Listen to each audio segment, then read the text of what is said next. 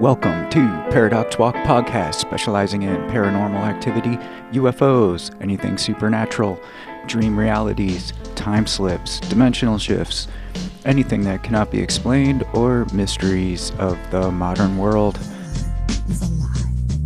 It is August of 2022. Today we'll be going over a guy who believes he pulled a physical object out of a dream.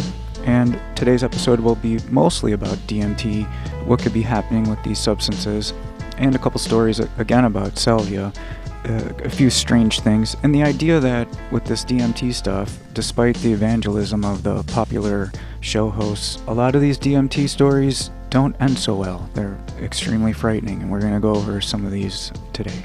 Now, if you never heard of DMT, it's the actual chemical that was isolated from the ayahuasca plant of that famous plant in Peru that people drink the tea and they, who knows what, you can't even explain it. You just have to hear the stories. Words don't even kind of come close.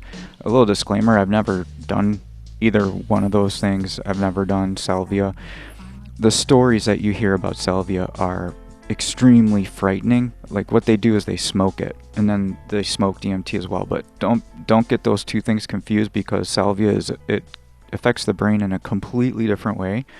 If you hear what somebody will say somebody gets a gunshot wound into the heart, in the United States, in the Western mind, will say something along the lines of, the heart stopped and then the person died. Someone like a Native American will say, the bullet pierced the heart and that allowed the spirit to be released. What if these substances are allowing the mind or the consciousness to be released? If you hear these stories about people smoking this stuff called Salvia, it's just off the top of my head. One of the stories is a guy gets ripped apart by creatures and his arms get thrown 1,000 miles away and his legs get thrown 1,000 miles in the other direction. Then his entrails get dumped in the middle. And then these things start laughing at him and mocking him.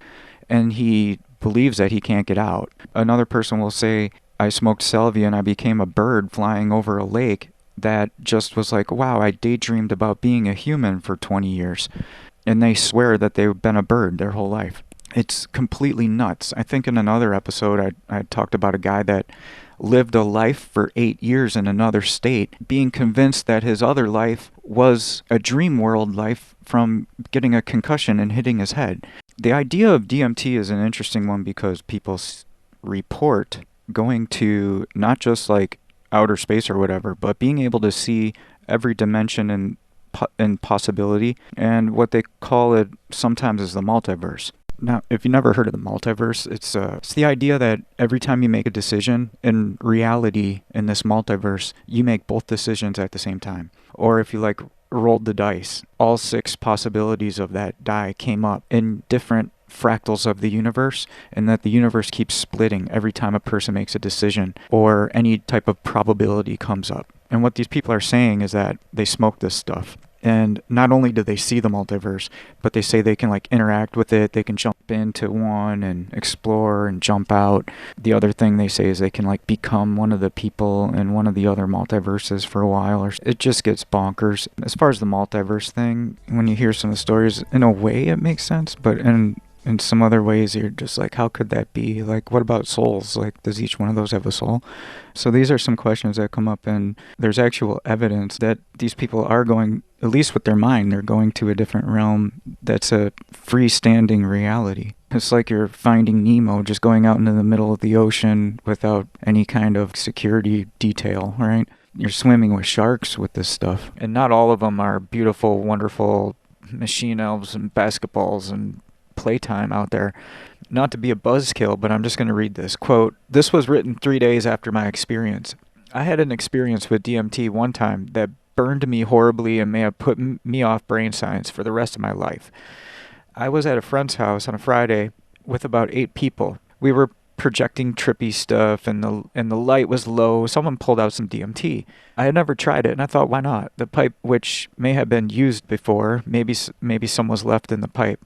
It was held to my lips and directly heated, and I was told to breathe in, breathe in, breathe in, and then my brain started screaming. The experience itself was as if someone cross-wired my 5 senses and put my brain into an infinite feedback loop. Wow. So imagine Imagine audio feedback applied to your crossed senses. There were no elves, there was no dark matter, there was no room, people, chair, or anything but my mind looking at itself and itself looking at itself. This was not an emotional metaphor, by the way.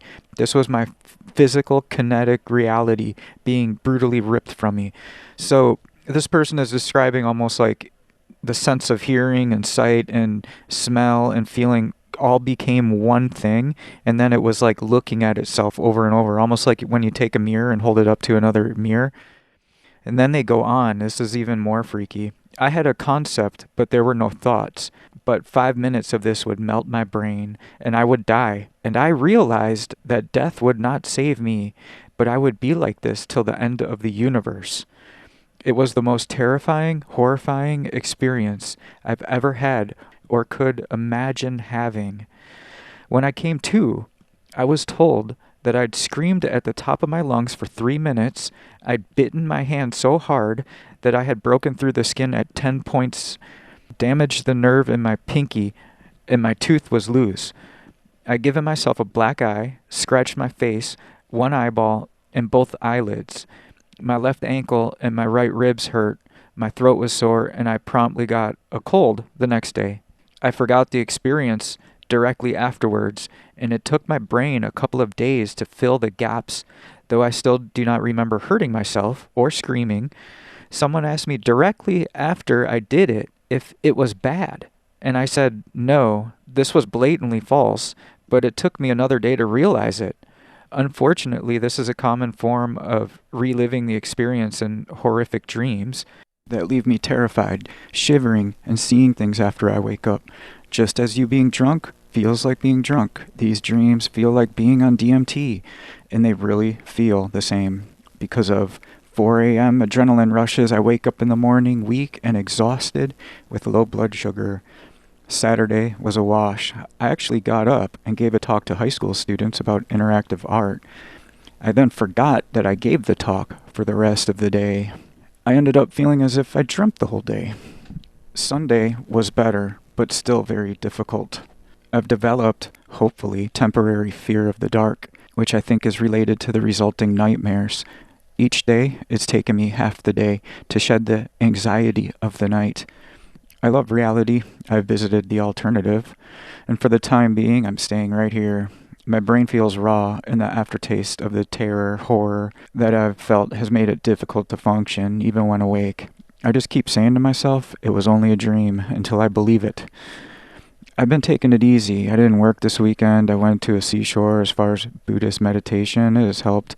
So, that's just terrifying. The thing that stands out for me, that really stood out for me as I was going through this, was the fact that the person mentioned that when their signals got crossed and that was feedback. So what feedback does is builds on itself and builds on itself. So if this was a painful experience for the consciousness or whatever, that would just be so horrifying. And the added extra part that was horrifying was the idea that this was separate from the body. So the person was like, if my body died, I would stay like that. Now, a skeptic would just kind of look at something like that and be like, well, it's just the brain inventing that. There's a couple reasons why I'm starting to believe that these DMT things aren't just the brain firing. I think there's actual evidence of people going somewhere else, like the consciousness goes somewhere else. Case in point is this comedian.